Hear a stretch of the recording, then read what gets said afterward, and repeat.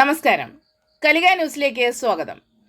കൊല്ലം കടയ്ക്കൽ ഫയർഫോഴ്സിന് സർക്കാർ അനുവദിച്ച വാഹനത്തിന്റെ ഉദ്ഘാടനം MLA MM നസീർ നിർവഹിച്ചു.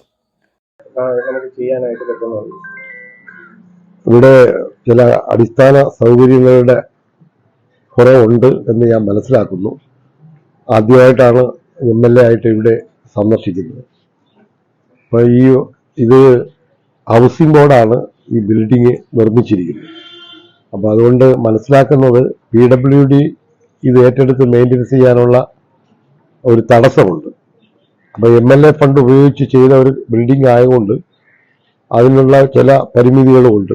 MLA ഫണ്ട് തന്നെയാണ് വേണ്ടി വരുന്നത് എന്നാണ് മനസ്സിലാക്കുന്നത്. അപ്പോൾ അതിൻ്റെ MLA ഫണ്ട് എന്നുള്ള നിലയിലും കുറച്ച് പരിമിതികളുണ്ട്. കാരണം ധാരാളം ഡിമാൻഡുകൾ ഇതുമായി ബന്ധപ്പെട്ട് വരുന്നുണ്ട്. അപ്പോൾ സർക്കാരുമായി ബന്ധപ്പെട്ടുകൊണ്ട് ഹൗസിംഗ് ബോർഡും മറ്റ് വകുപ്പ് മന്ത്രിയുമായിട്ടൊക്കെ ബന്ധപ്പെട്ട് ഈ പറഞ്ഞ അടിസ്ഥാന സൗകര്യങ്ങൾ കുറച്ചും കൂടി മെച്ചപ്പെടുത്താൻ ഉള്ള കാര്യങ്ങൾ ആലോചിക്കും.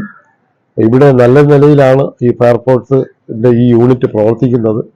അസൗകര്യങ്ങളൊക്കെ ഉണ്ടെങ്കിലും മികച്ച സേവനം ഇവിടുത്തെ ഉദ്യോഗസ്ഥർ നമ്മുടെ നാട്ടിൽ ചെയ്യുന്നുണ്ട്. നമ്മുടെ ഏക ആശ്രയവും കടയ്ക്കൽ ഫയർ സ്റ്റേഷൻ യൂണിറ്റാണ്. അതുകൊണ്ട് തീർച്ചയായിട്ടും അടിസ്ഥാന സൗകര്യങ്ങളിലുള്ള മെച്ചപ്പെടൽ എന്റെ ഭാഗത്തു നിന്ന് അതിനുവേണ്ടിയുള്ള പരിശ്രമങ്ങൾ ഉണ്ടാവും.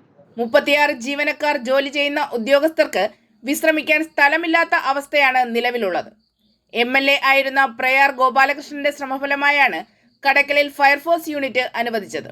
തുടർന്ന് വന്ന LDF സർക്കാർ ഫയർഫോഴ്സിന് കെട്ടിടം നൽകിയതല്ലാതെ അടിസ്ഥാന സൗകര്യം ഒന്നും തന്നെ അനുവദിച്ചു നൽകിയില്ല.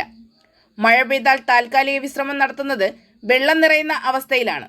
വകുപ്പ് മന്ത്രിയുമായി ആലോചിച്ച് വേണ്ട അടിസ്ഥാന സൗകര്യങ്ങൾ ഏർപ്പെടുത്തുമെന്ന് MLA പറഞ്ഞു.